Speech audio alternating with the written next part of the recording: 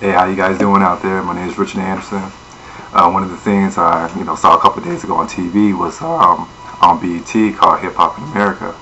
And, they had a whole bunch of good stuff on there. They had a good discussion. They had Al Sharpton, they had Nelly on there, they had T.I., and they had a couple other folks on there, just to name a few. But it was a good discussion. They were sitting there talking about what's hip hop doing in America as far as concerning us, concerning white America, concerning just America period, and how people look at us when they sit there and they see the videos, how they getting all this misconception about who we are and what we think and then what we feel.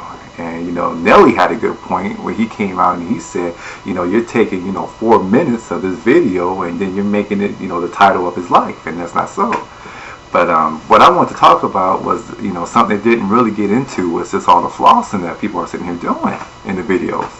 Now, when you got somebody who's back in the old neighborhood and they looking at this stuff, they want to be like y'all. And so they looking at all this, the bling bling and all that stuff, and they like, man, I don't want that stuff. Now, they want the stuff to be like you now.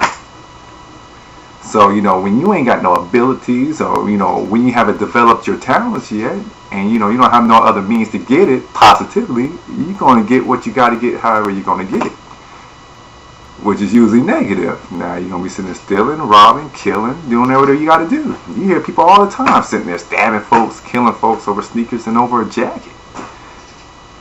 I mean, how much do you value life, when you can sit there and kill somebody or, over material possessions? You can always get this. You can't replace you. You can't replace an individual. But if we go ahead, let's go ahead and put God back on the pedestal. If we put him back on the pedestal, because everything else that surrounds us is material. It's an idol. When you want it that bad, it's almost a form of worship. So, but if you take those things, put them back underneath the altar, and let's go ahead and put who needs to be on the altar. Who the altar was made for, the pedestal was made for, which was God, then the value that we have on the stuff that is on the outside, which is material, it decreases. Now understand that there's a place, inside each and every one of us who only one can fill, which is God. But when God is absent, we look for everything else to fill it, including material. And it's not just that. Anything to try to fill that void. But how can the creation be all it can be without the creator? It cannot. So what I'm trying to say is that you make you, not your material or not the stuff that you possess. It's not wrong to have that stuff, don't get me wrong. But when you portray the image like I have all this stuff and you don't, so that makes me better than you, then that's when the problem comes in. But we need to be more focused about building the inside of the individuals, building the talent, the education, and building the means so that they can go ahead and get the nice stuff.